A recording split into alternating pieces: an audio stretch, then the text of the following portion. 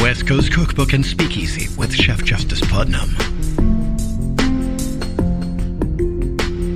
Netrootsradio.com.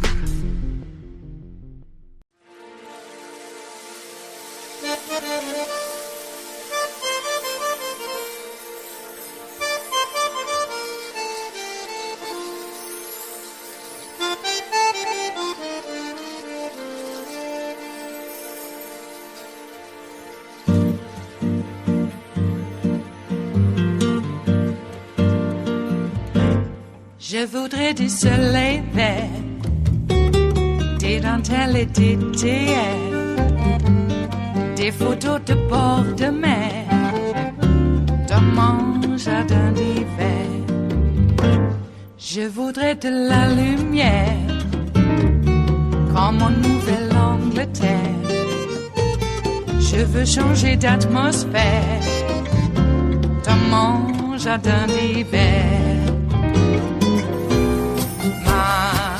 Ma fleur sous la pluie de novembre, tes mains qui courent, je n'en peux plus de t'attendre. Les années passent, qu'il est loin, là je tombe. Nul ne peut nous entendre. Je voudrais du Fred Astaire. Today, The Times is out with some incredible new details about a master plan developed by former Trump administration officials, including immigration hardliner Stephen Miller. Miller, along with other controversial Trump advisors, is drawing up a plan for what Trump will do if he wins the 2024 election. Now, the top line of the story is that these individuals want to get rid of all the quote-unquote traditional legal conservatives that typically make up a Republican administration, and indeed were hired and fired with some regularity in the first Trump administration. And instead, these officials want to fill the executive branch with lawyers willing to do whatever Trump wants. I really cannot stress just how far the New York Times reports the Overton window has shifted here. The most important conservative legal group in this country is the Federalist Society. For decades, it has been the core of the conservative legal movement, stacking the judicial and legislative and executive branches with as many conservatives as possible. But the New York Times reports tonight that on the Trump-aligned far right, the phrase Federalist Society has now become a slur, a shorthand for a kind of lawyerly weakness. The Federalist Society that brought you Sam Alito and Antonin Scalia. As the Times puts it, the move away from the group reflects the continuing evolution of the Republican Party in the Trump era and an effort among those now in his inner circle to prepare to take control of the government in a way unseen in modern presidential history. People close to the former president say they are seeking out a different type of lawyer committed to Trump's America First ideology.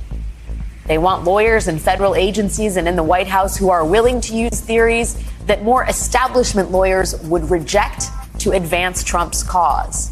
This new mindset matches Mr. Trump's declaration that he is waging a final battle against demonic enemies populating a deep state within the government that is bent on destroying America. Reading between the lines here, the most out there Trump aides, like Stephen Miller, are putting together lists of legal minds that they want in a potential second Trump administration. And the litmus test here isn't whether a lawyer is a conservative or even conservative enough, but instead whether a lawyer is willing to let Donald Trump test the bounds of legal thinking and concentrate power for himself. And that includes the Justice Department. The Times reports that advisors are likely to follow Mr. Trump back into power, view White House authority to direct the Justice Department as proper under the so-called unitary executive theory. That is the theory popular on the right that says all executive branch officials should be under the direct command and control of the president.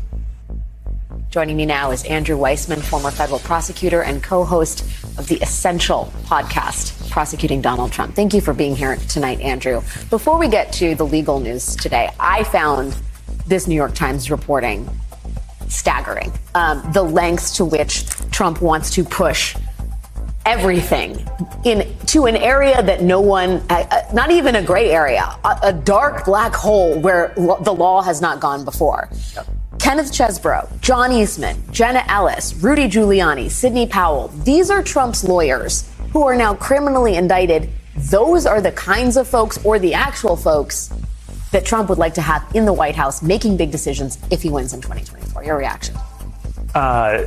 This is the model of Roy Cohn. We are talking about not a legal system. This is an extra legal system. My issue is not with the Federal Society. It is not, I disagree with the opinion of Pat Cipollone or Don McGahn. And I think it's wrong to be thinking of it as, liberal versus Federalist Society in terms of those are legitimate differences. And you can have real debates about it. But there are people who have lines. Don McGahn had a real line. He was not willing to lie for the former president. Pat Cipollone was not willing to engage in insurrection. Now, I know a lot of people would say that's not a high bar. You're not willing to commit a crime. But they were willing to say no. They were acting as lawyers within their own set of principles. This is taking a playbook out of fascist authoritarian regimes where lawyers are part of the tools of giving a veneer of legitimacy to authoritarians to make it appear that they're staying within the law when they're not. What so shocks me is that these lawyers seem absolutely willing to be used as tools. It's as if there's no self-respect for the knowledge that they've accrued as professionals and as people who have graduated from law school. So we're not immune in the legal profession. You've seen it in journalism. You see it on the Hill. You see it in all sorts of ways where power and money has an insidious effect on people in terms of their integrity. It is not a good thing for my profession when you think about the fact that there are good and sincere conservative and liberal lawyers. We're talking about people who are being picked because they won't say no. Yeah. And so it's a very, very different discussion. People, that's just part of human nature, is that some people are not, brought up to be able to have the test of, can you go home and look at yourself in the mirror? I was also stunned to see that the Federalist Society is being referred to in Trump circles as a bunch of squishes. I mean, these are the people on the Supreme Court alone who are responsible for a radical transformation of American society in the image of far-right conservative ideology. What is your reaction to that, just in terms of whether alienating the Federalist Society in terms of Donald Trump's priorities might somehow be a good thing for broader democracy to not have them aligned anymore? Does that help normalize things? Well, I do think we've already seen some of that. I mean, for instance, it's Federalist Society scholars who had the view that the former president is not capable and should be disqualified from running again. It's Federalist Society White House counsels who have said no to the former president. So I think we're already seeing that split. It used to be that you saw that in terms of Bush Republicans, which now I think are sort of otherwise described as Democrats. Yes. So there already is that split. And it tells you just how far Trump has taken the country and certainly the Republican Party, which, my friends who are Republicans say that they don't really have a party anymore. It is Thursday, the 2nd of November of 2023, and you are in West Coast Cookbook and Speakeasy. I am your chef de cuisine, Justice Putnam. Gunner the English Bulldog is our snoozing sous chef. Precious, the little Yorkie, is our door girl, and she will be seating you directly for our especially special, daily special Metro Shrimp and Grits Thursdays. A little bit of jambalaya, a little bit of spice in your life. Now, just a little. Too much would be, too much. Okay. Well, had a little bit of a trying morning. Not anything untoward in terms of machinery here at the mothership, but more the social media kind. Yeah. Apparently there's a cohort out there who believe tearing down the posters of those who were massacred and or kidnapped by Hamas on October 7th. Well, that's the morally correct thing to do because it's just propaganda.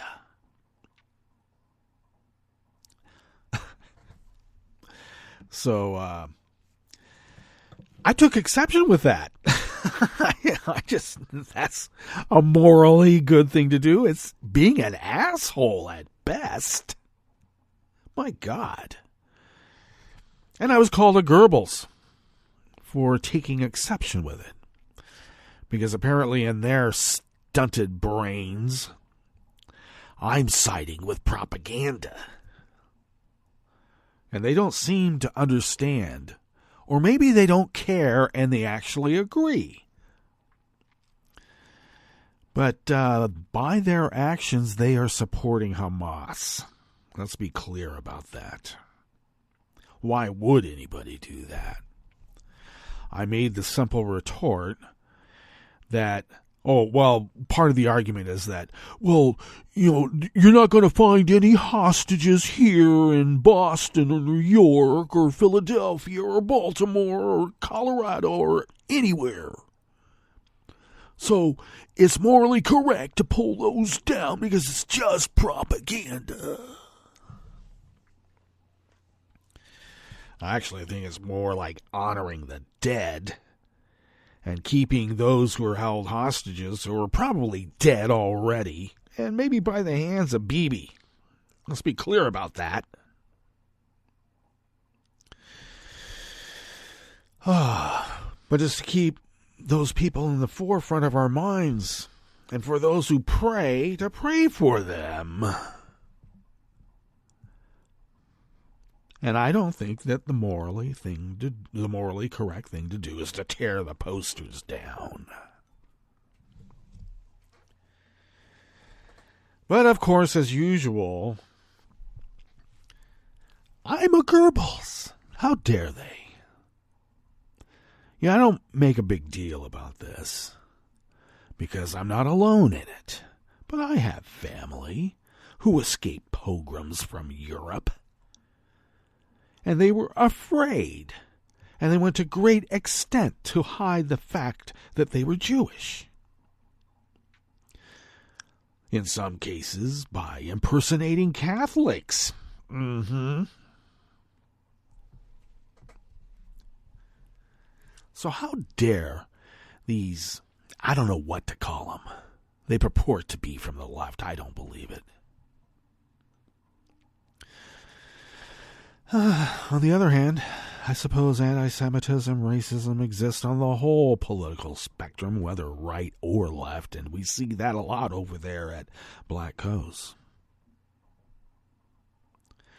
We have block parties. We've been having block parties over there at Black Coast for a decade, at least.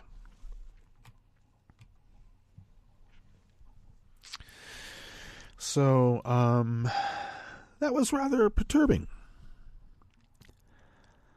And then on a more local matter, we have a election coming up local here to take away term limits off of the mayor and the city council people. And of course, then you got like idiots. We live in a village, right? And it's hard to get people to run for office. And then when you get somebody to actually run and they get voted in, then they leave before their term's up because, I got to go take care of my family and get a job somewhere else. Why didn't you think about that before you ran for mayor?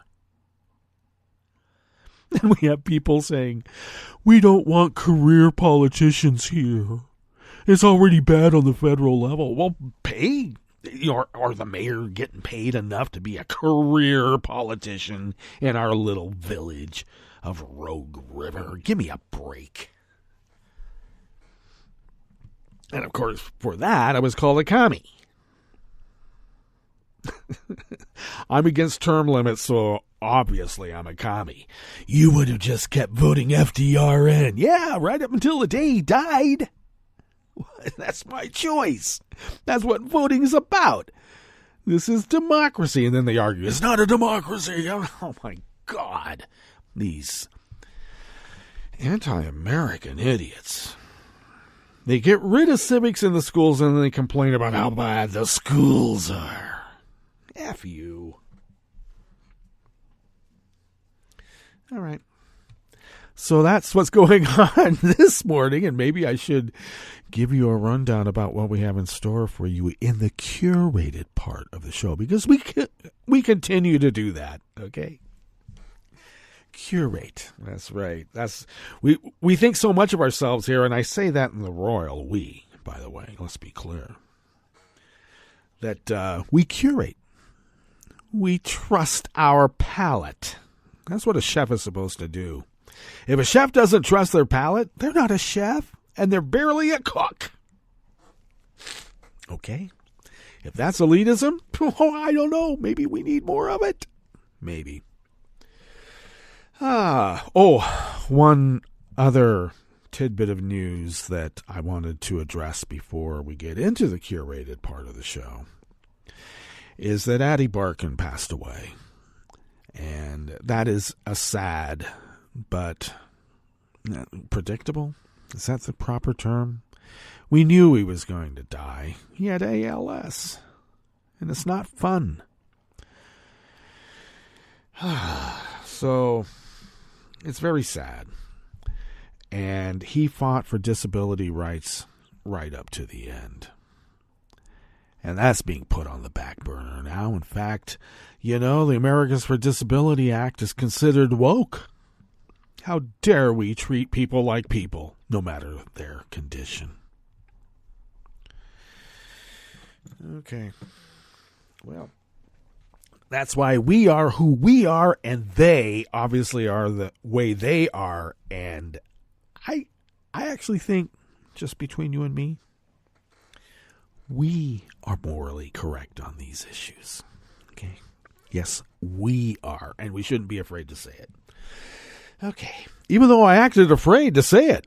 Whew, boy, I feel a lot stronger now. Alrighty, what do we have in store for you today? Well, at the top, Team Trump is looking for a different type of lawyer to serve a second term with more loyalty. And we know what that means with Trump. And they purport to be America lovers. There's nothing lovely about that America. They don't love America. I wish they'd change the name, but that's what they do. They steal everybody else's stuff and make it their own. I hate that. I really do.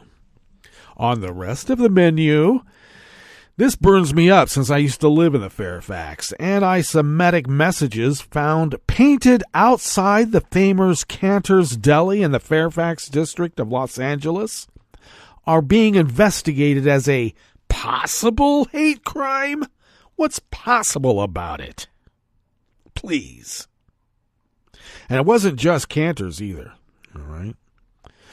I got to tell you, I've sat in Cantor's many, many a time. In fact, that's where all the Hollywood people would go after hours. We did.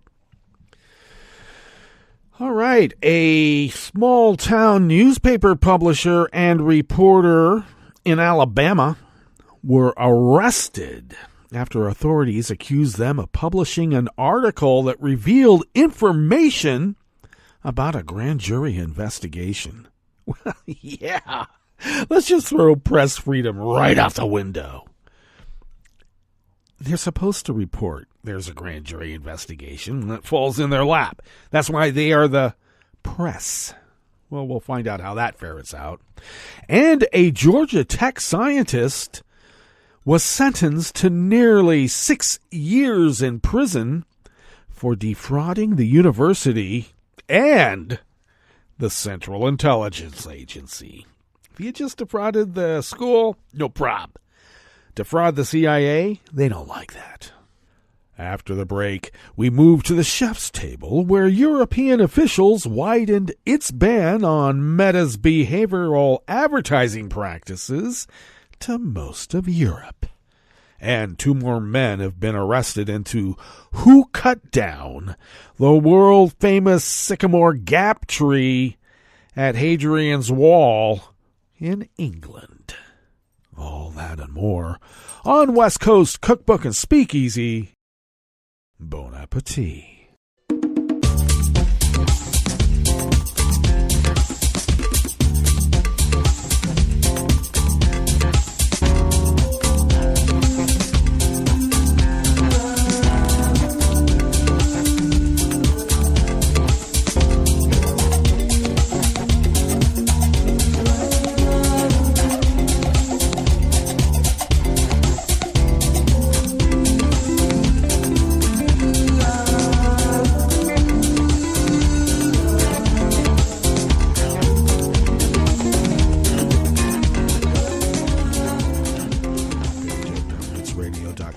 Is the link to our Patreon page.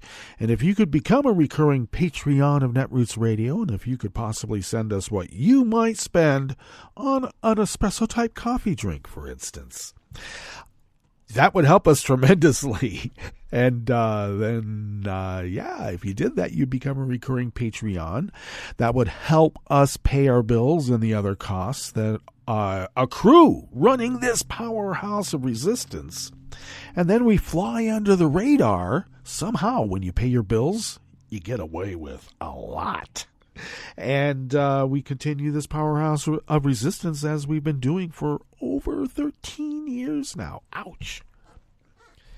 Well, you know what they say, rust never sleeps, and that's why we have to go out there and rub it out.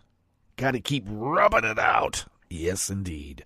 So thank you for your generosity in allowing us to fulfill our civic duty as the founders originally intended so many, many years ago. And that's no kidding either. We actually are very thankful for your generosity. Thank you. If you would like to follow Netroots Radio on Twitter, Mastodon, Spoutable, Blue Sky, you can do so at Netroots Radio. Tom takes care of that and a lot more too. Thank you, Tom. Follow me on Twitter, Mastodon, Spoutable, Blue Sky, Instagram, Tumblr, Facebook, wherever. You can find me either as Justice Putnam or at Justice Putnam. You apply it where it needs to be and you'll find me. I post the show notes and links diary on Daily Co's 10 minutes before showtime. And that's where you can read the actual full articles and without embellishment, because, we do that a lot here. Yes, we do.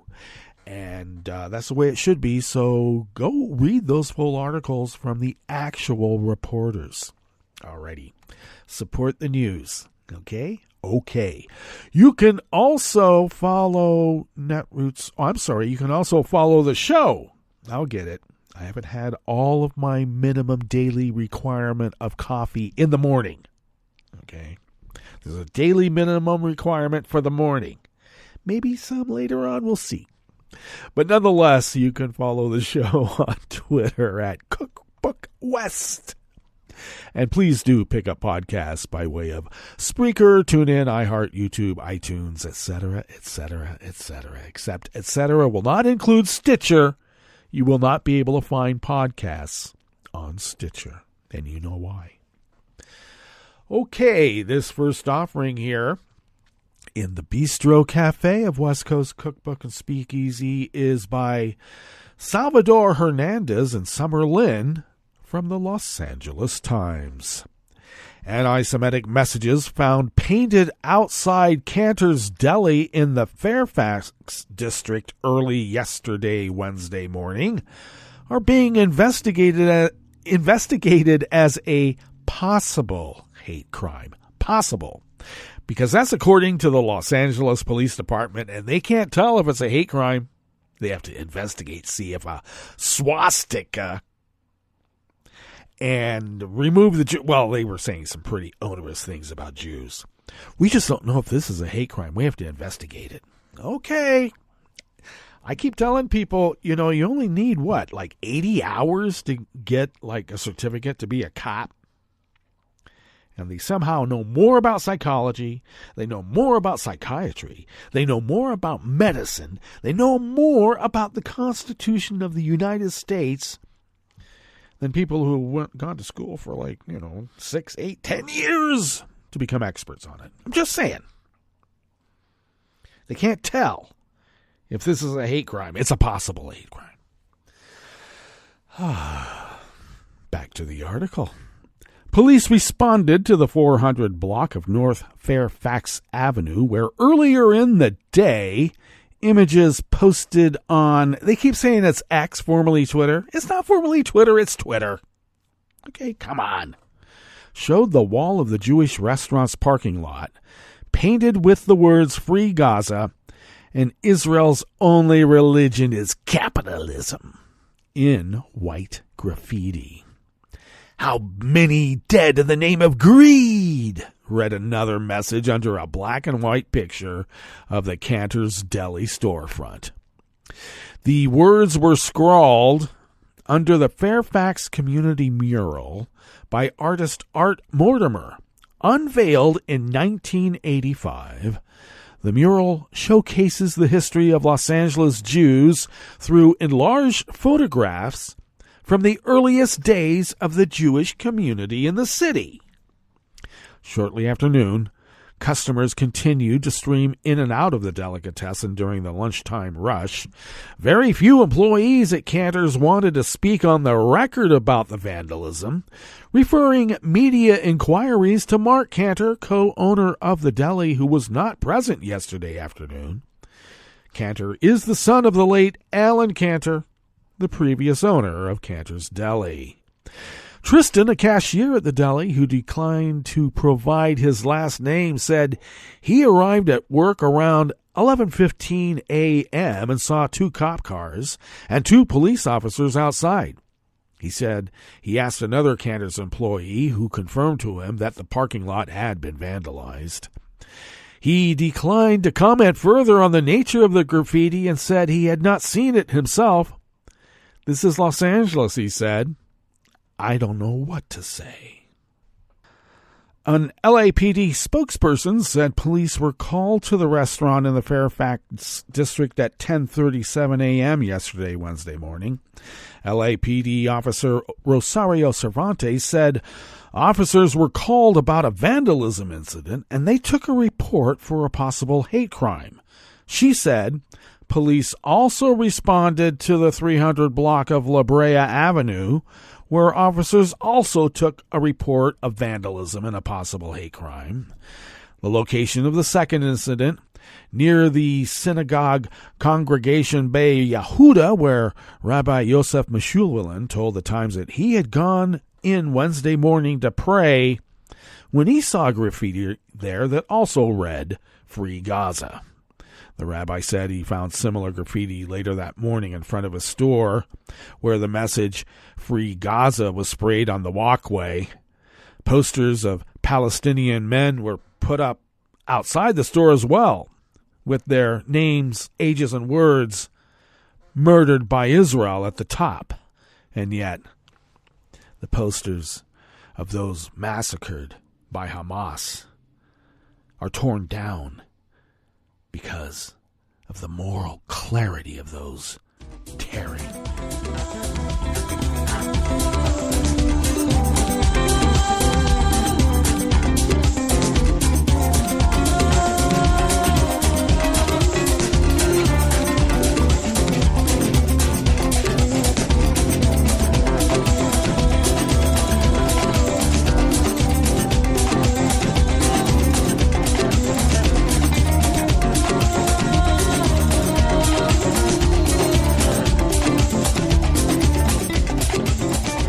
Staff at the Associated Press brings us this next offering here in the Bistro Cafe of West Coast Cookbook and Speakeasy.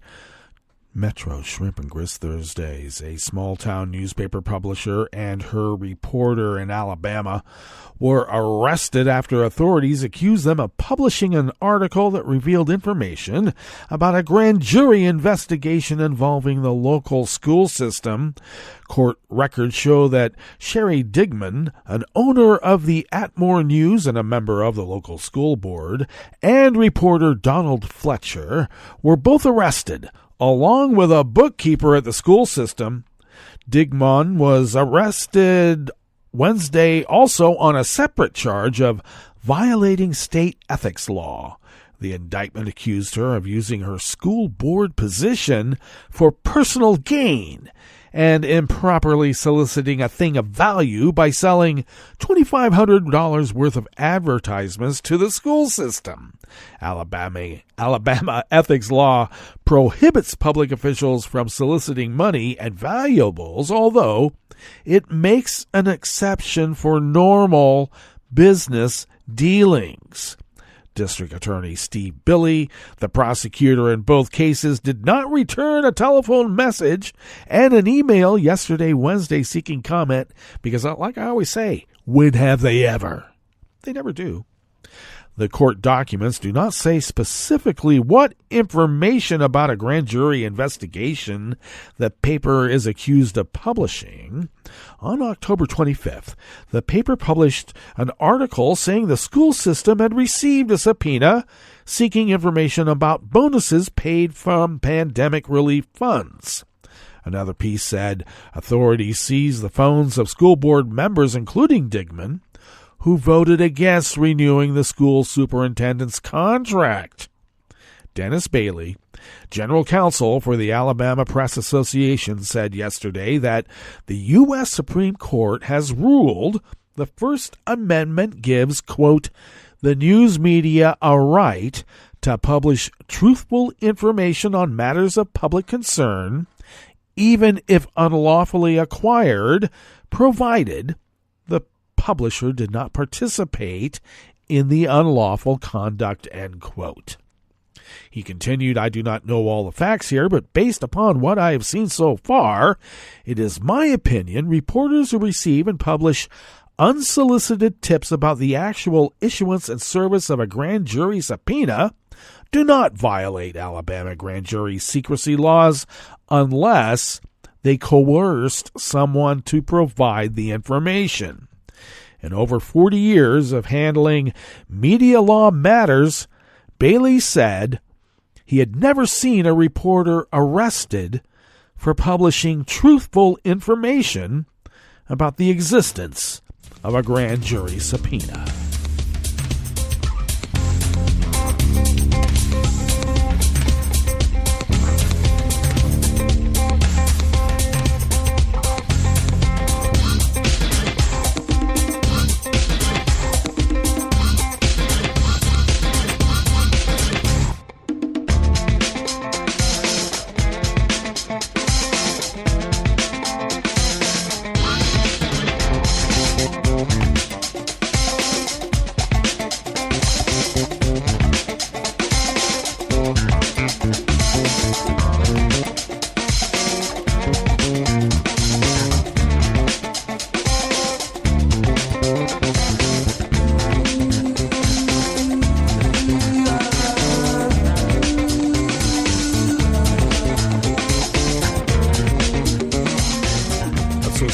Press staff bring us this final offering here in the Bistro Cafe of West Coast Cookbook and Speakeasy. 3 former Georgia Tech researchers have been sentenced for their roles in a scheme to defraud the university and the Central Intelligence Agency, federal prosecutors announced yesterday, Wednesday. James G. Maloney, former chief scientist for the Georgia Tech Research Institute, and James J. Acree and James D. Fraley III had access to a university credit card that was supposed to be for official business, the U.S. Department of Justice said in a statement. Instead, they used it to finance about $200,000 in personal expenses from 2007 through 2013. According to prosecutors, the men purchased items including 2 four-wheelers, 2 52-inch flat-screen televisions, Apple computers, iPads, Kindle e-readers, digital and video cameras, a 3D printer, Bose headphones, and sports watches with heart rate monitors. Acri and Fraley pleaded guilty in 2016 and cooperated with the government. Maloney pleaded guilty in May. U.S. Attorney Ryan K. Buchanan said Maloney took advantage of his high position at the Georgia Tech Research Institute to line his own pockets at the public's expense. The men, experts in electromagnetic analysis and measurements, worked at GTRI's Advanced Concepts Laboratory on projects funded by the Department of Defense, intelligence agencies, and private industry. I wonder if Elon Musk has a government credit card. I wonder. Back to this issue. Maloney, age 58, of Marietta, Georgia, was sentenced to 5 years and 10 months in prison and ordered to pay $1.9 million in restitution, the DOJ said. Maloney's sentence could or should send a clear message to anyone seeking to abuse their positions for personal gain. The FBI will find you and hold you accountable. Are you listening, Ellen? Said Carrie Farley, special agent in charge of FBI Atlanta. Acri, age 58, of Atlanta, was sentenced to 3 years of probation, with the first year to be served on home confinement, and was ordered to pay $604,000 in restitution. Almost $605,000, I should say. Buchanan's office said that also Fraley, age 45, of Canton, also received 3 years of probation with the first 8 months of home confinement and was ordered to pay almost $477,000. Okay. So I hope Musk is listening. All right. You doing stuff for personal gain? All righty. Well, nonetheless, that's just a wish list. And I don't know if we're going to get our wish. But we are now going to go to our break. And when we get back from that break, we will go through weather from around the world. And we will finish up with the stories that we have curated for you today. You are listening to West Coast Cookbook and Speakeasy, and we will be right back. You are listening to netrootsradio.com. Please hang up and try again.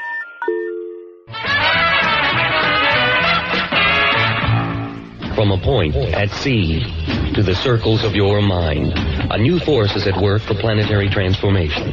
New radio for a new Earth.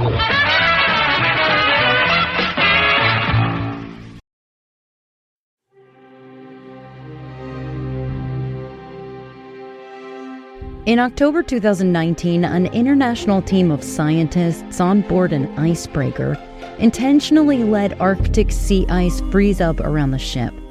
They wanted to learn more about the ice itself. But in April 2020, just halfway through the year-long experiment, it was unclear if that ice would stay frozen for the remaining 6 months of the project.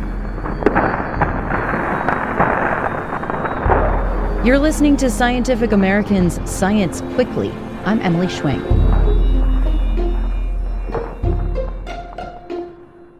Sea ice, according to scientists, is melting at an alarming rate, so quickly that some researchers believe traditional methods for forecasting its extent may not keep up with the pace of a changing climate. By the year 2050, the Arctic could be ice-free in the summer months, and shipping traffic in the region is on the rise, but predicting sea ice extent is complicated. Today we're looking at how machine learning, artificial intelligence, could become the tool of the future for sea ice forecasting. We build artificial intelligence and machine learning models for the Arctic based on the science of oceanography. That's Leslie Canavera. She's CEO of a company called Polarctic, and she's trying to forecast ice in a different way than science ever has. Since the late 1970s, scientists have relied on physics and statistical modeling to create sea ice forecasts. When you take two water molecules and you freeze them together, you know, like, all right, this is how they freeze together. But there's a lot of assumptions in that. And when you extrapolate to the ocean, there's a lot of error.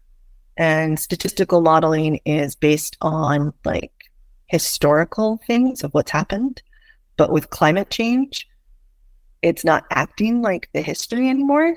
And so artificial intelligence really takes the best of both of those and is able to learn the system and trends to be able to forecast that more accurately. Of course, that foundation of statistics and historical data is still important, even with its errors and caveats.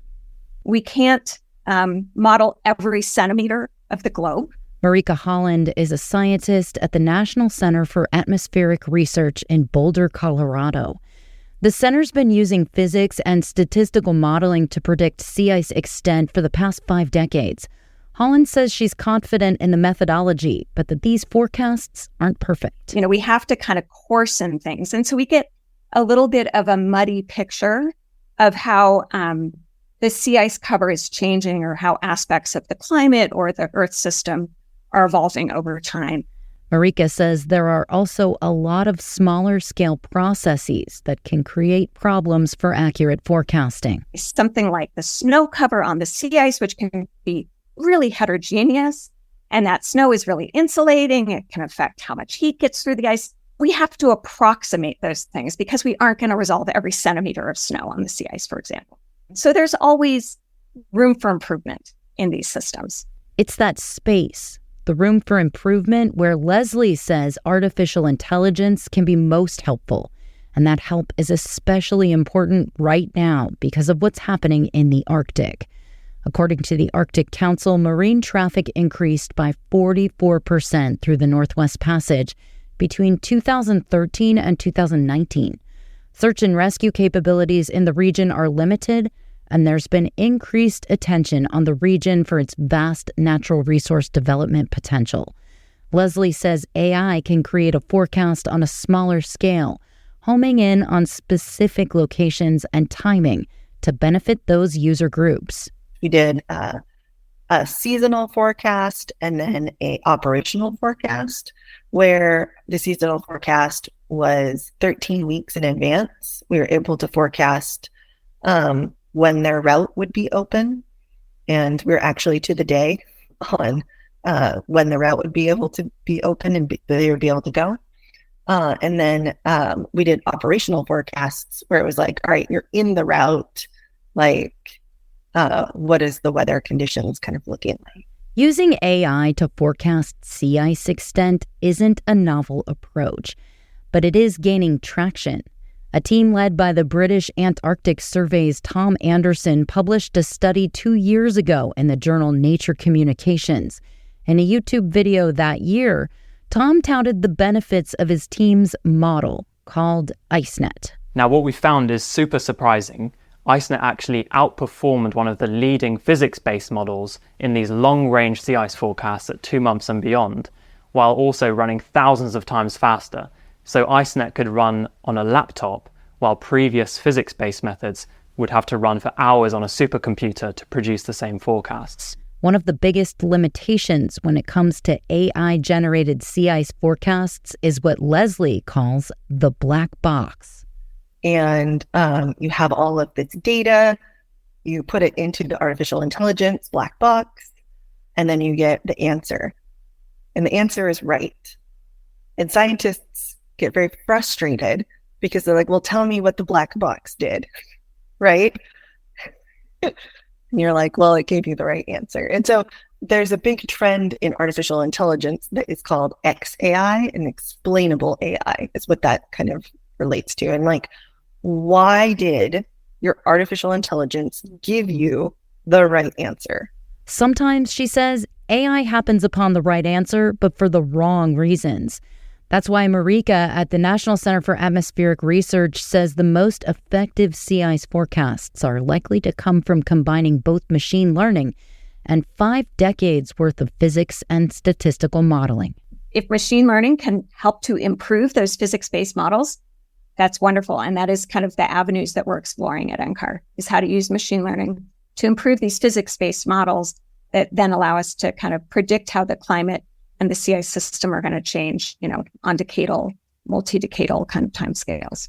And there's one piece of the sea ice forecasting puzzle Leslie, who's Alaska Native, believes is irreplaceable: traditional Indigenous knowledge. And what's great about traditional Indigenous knowledge and artificial intelligence is that a lot of traditional Indigenous knowledge is data. And artificial intelligence builds models on data. And that's why it works better than these dynamical models at being able to incorporate the traditional Indigenous knowledge.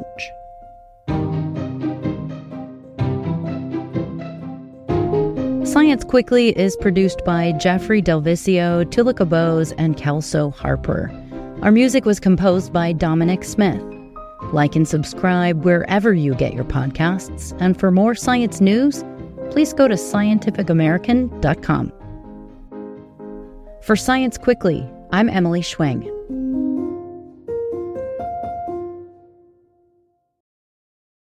Hi, it's Tom. Could we humbly suggest your donation to netrootsradio.com? All we've got to run this 24-hour powerhouse of progressive resistance radio is what comes out of our own wallets. And you are our biggest donor. And it doesn't take much, $3, $5. Just go to the bottom of our netrootsradio.com page and hit our secure donate button. Heck, you can even make a recurring contribution. So donate what you'd like at the bottom of our netrootsradio.com's homepage, because you are our biggest donor. netrootsradio.com. Together, we are Resistance Radio.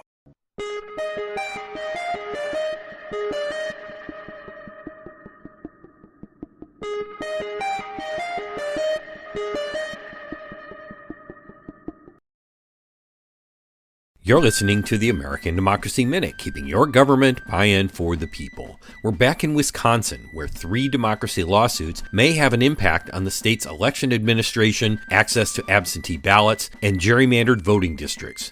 A Dane County court ruled October 27th that a vote by the Wisconsin State Senate to remove the director of the Wisconsin Elections Commission had, quote, no effect. A previous ruling by the state Supreme Court allows state officials to remain in place if there is no successor. Megan Wolf had been scapegoated by 2020 election deniers for implementing pandemic absentee voting accommodations for nursing home patients. Wolf remains in her position. Another suit involving the Wisconsin Elections Commission will be heard November 10th, challenging the use of the state's online voter portal to request absentee ballots. The conspiracy theory group pushing the suit argues that the state law requires absentee ballot applications to be submitted directly to local election officials. The state's portal receives the application first, then notifies local election officials who download it and review it.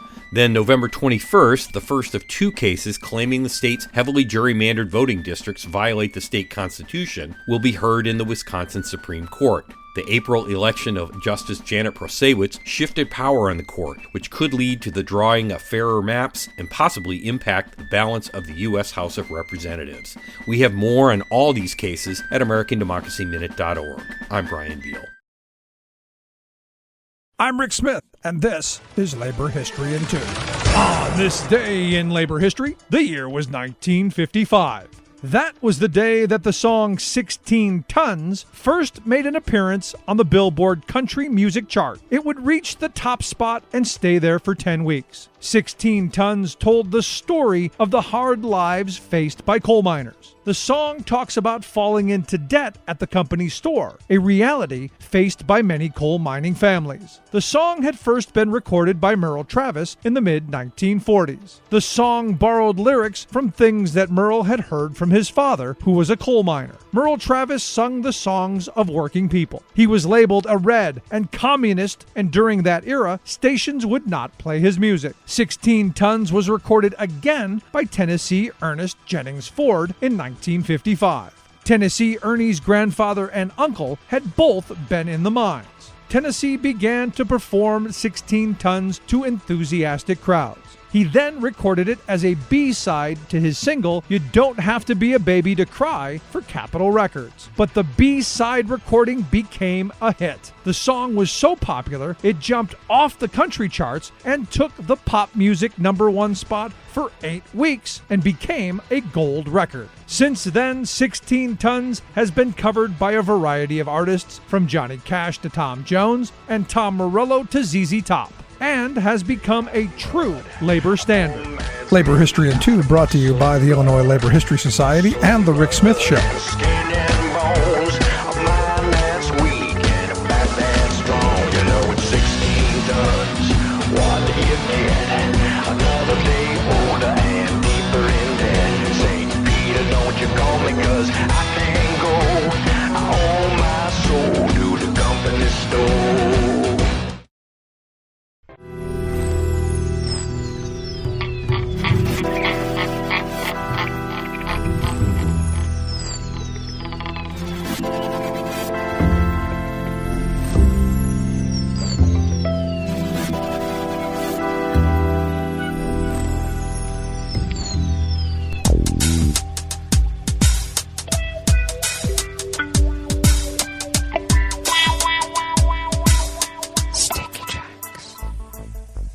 Thank you for accompanying us here to the chef's table at West Coast Cookbook and Speakeasy.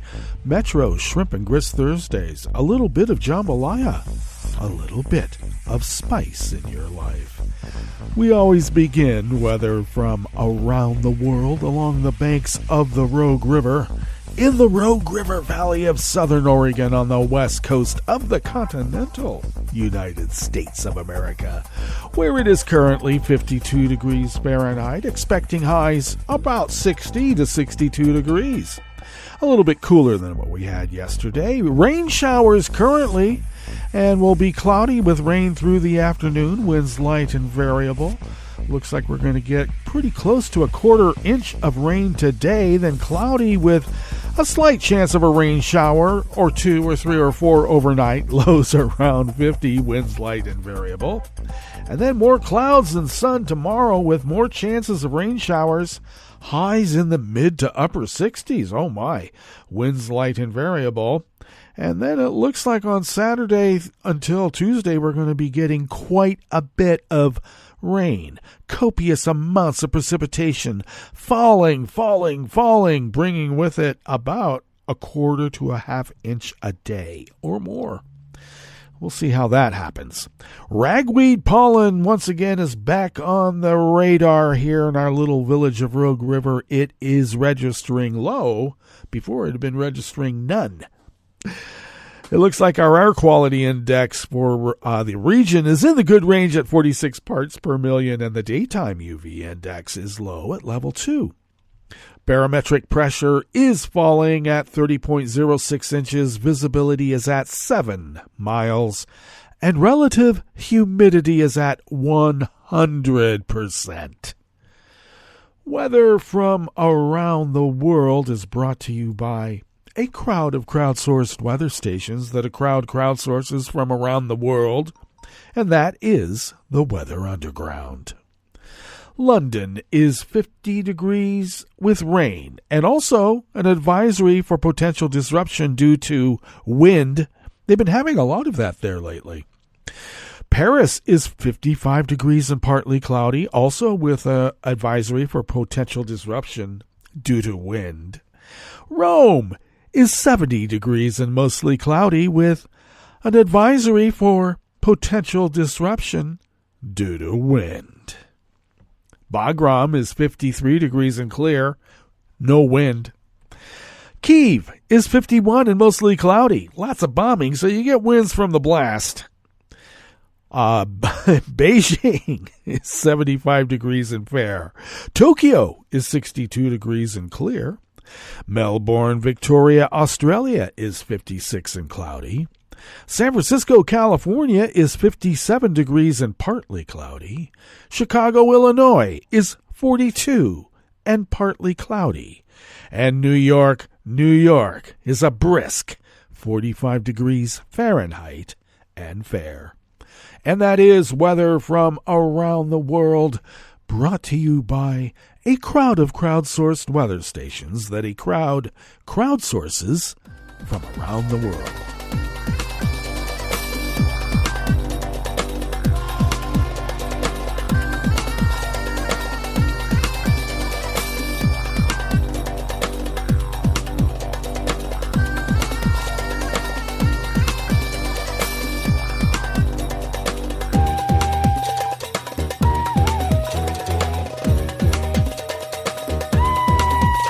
David Hamilton at the World Desk of the Associated Press brings us this first amuse-bouche here at the chef's table at West Coast Cookbook and Speakeasy.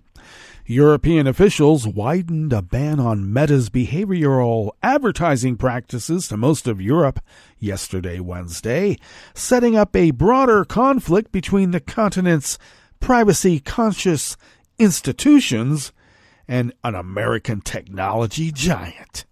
Behavioral advertising used by Meta's Facebook and Instagram, among many other tech companies, involves observing individual behaviors such as browsing habits, mouse clicks, and app usage, then using that data to build profiles for targeting ads. The decision by the European Data Protection Board represents a sharp escalation of a tussle that began in Norway, where privacy officials imposed a daily fine of $90,000 US on Meta for obtaining that data with adequate consent. Those fines have been piling up since August 14th.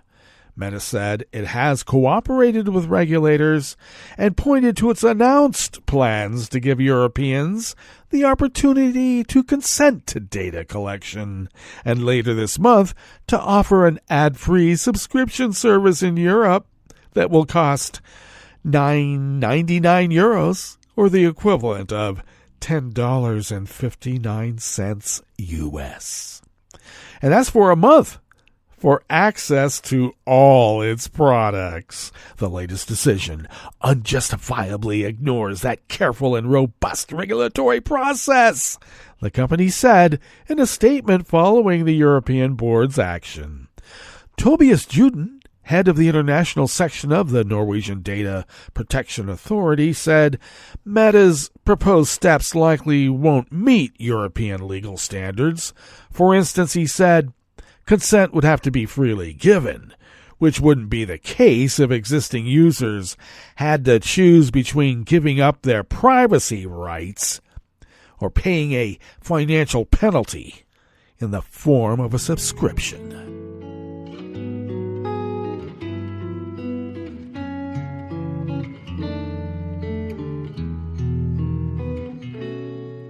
Je te donne ce mon amour pour la vie entière, la promesse de me trouver à tes genoux. Aussitôt que tu m'appelles, rester toujours fidèle, c'est tout, c'est tout. Je te donne tous mes printemps, mes étés de mer, mes automnes quand les feuilles tombent partout. Si ce n'est pas une bonne affaire, je te donne tous mes hivers. Anonymous staff at the World Desk of the Associated Press brings us this final amuse-bouche here at the chef's table at West Coast Cookbook and Speakeasy, Metro Shrimp and Grist Thursdays. 2 more men have been arrested in the investigation into who cut down the world-famous Sycamore Gap tree, police in England said yesterday, Wednesday. The men, both in their 30s, were released on bail on Tuesday without being charged in the felling of the iconic sycamore that stood for about 150 years next to the Roman landmark of Hadrian's Wall, according to Northumbria police. On the night between September 27th and 28th, the tree was cut down, causing some damage to the wall, a UNESCO World Heritage Site, by the way, that was built nearly 2,000 years ago when Britain was part of the Roman Empire to guard its northern frontier. How well did that work? The 50-foot-tall tree, planted in the 1800s, stood out in a dip between the two hills along the wall and became famous after it appeared in Kevin Costner's 1991 film Robin Hood, Prince of Thieves. It became a popular subject for photographers. Police arrested a 16-year-old boy and a man in his 60s soon after the fallen tree was discovered. Each was released after questioning. Police in the Northumberland area and nature lovers across Britain have been outraged by what police described as a senseless destruction and an act of vandalism. A crane was used last month to remove the tree in large sections. The National Trust, which seeks to protect England's heritage and natural landscapes, is storing the tree in a safe, undisclosed location. The stump is being protected behind a barrier to see if it will generate new shoots, and seeds were collected from the tree that could be used to propagate saplings. Well, that brings us to the end of our broadcast period for the day, but you do know Netroots Radio broadcasts on, and we will be here tomorrow for Blue Moon Spirits Friday, so do stay tuned to Netroots Radio all day and all night for all the breaking news as it breaks, and we will meet up here tomorrow, right here in West Coast Cookbook and Speakeasy. Bon appetit.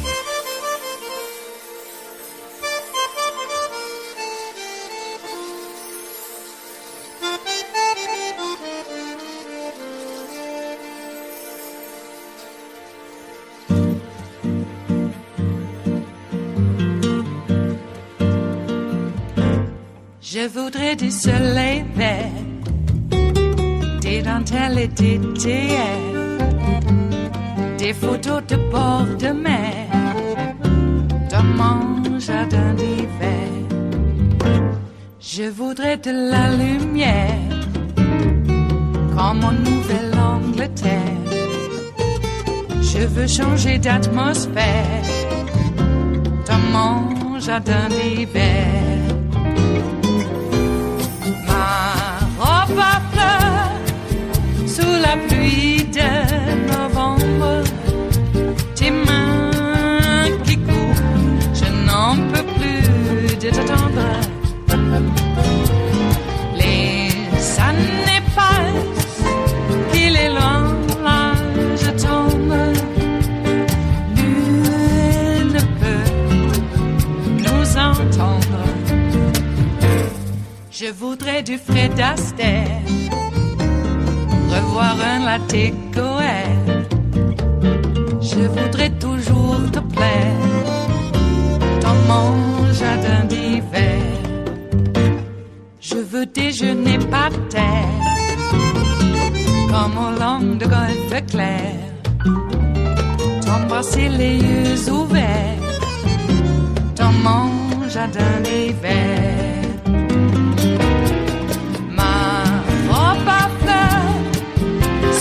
Pluie de novembre, tes mains qui courent, je n'en peux plus de t'attendre. Les années passent, il est loin, là je tombe. Nul ne peut nous entendre. Ba-da-da-dum-di-da-dum. Ba-da-da-dum-di-da-dum. Ba-da-da-dum-di-da-dum. Dans mon jardin d'hiver. Ba-da-da-dum-di-da-dum. Ba-da-da-dum-di-da-dum. Ba-da-da-dum-di-da-dum. Dans mon jardin d'hiver.